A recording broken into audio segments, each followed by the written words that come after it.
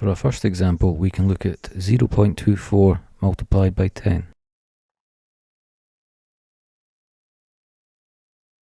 Now 10 on its own only has one zero, so by multiplying our decimal, the decimal point will only move one place to the right.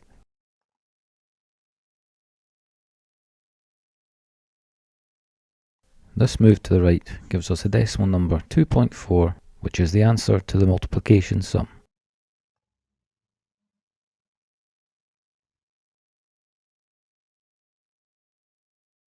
The second example is the same decimal, but this time multiplied by 1000, which is 10 to the power of 3. Thus, with 3 zeros present, the decimal point in the decimal number will move 3 places to the right.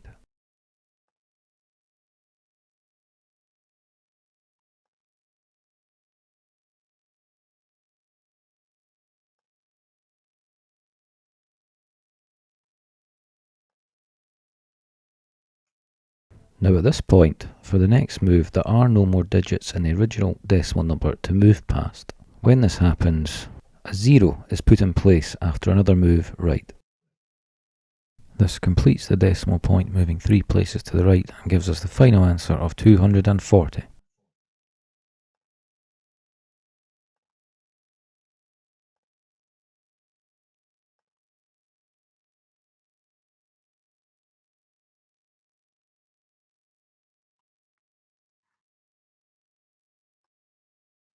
When we want to multiply decimal numbers by other whole numbers, what we want to do is to initially treat the multiplication sum as if there was no decimal present.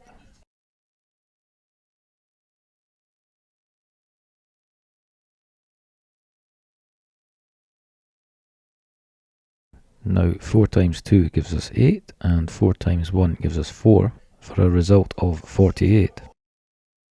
From this point, we follow a similar approach that we had to multiplying a power of 10.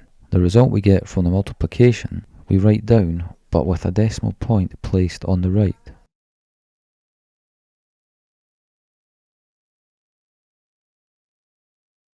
Now, like before, this decimal point will be moved, but this time it will be a move to the left, and the number of places it moves left depends on how many digits there are beyond the decimal point in the decimal number from the initial sum.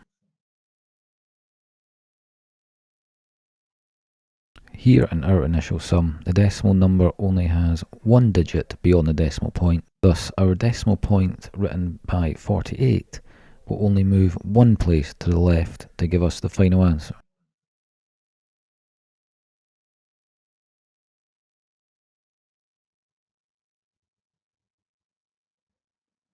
So 12 times 0.4 equals 4.8. Now finding the solution to example D will follow exactly the same steps. So again, we first carry out multiplication without the decimal point present.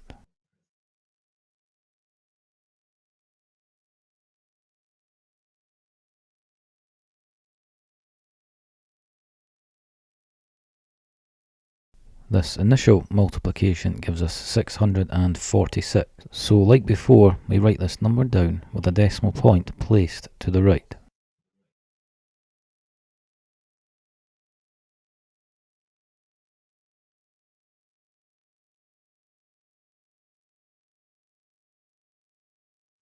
Now looking above at our initial sum, we see that there are 2 digits beyond the decimal point in the decimal number. So our decimal point will move 2 places to the left in 646.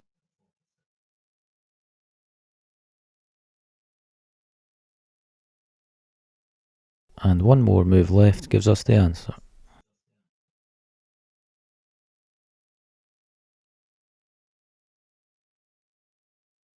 .23 times 2 equals 6.46.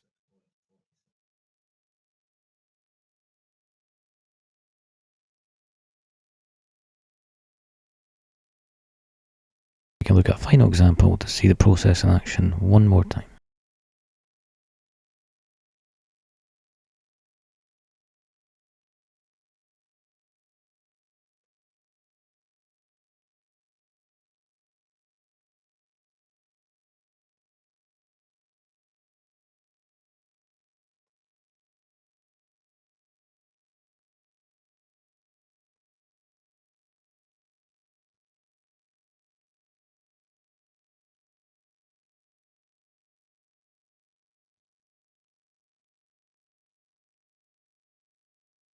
we get quite a large number here of 2538.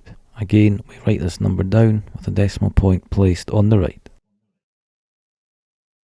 Now looking at the initial multiplication sum, we can see there are 2 digits beyond the decimal there. So we have 2 moves to the left with our decimal point in 2538.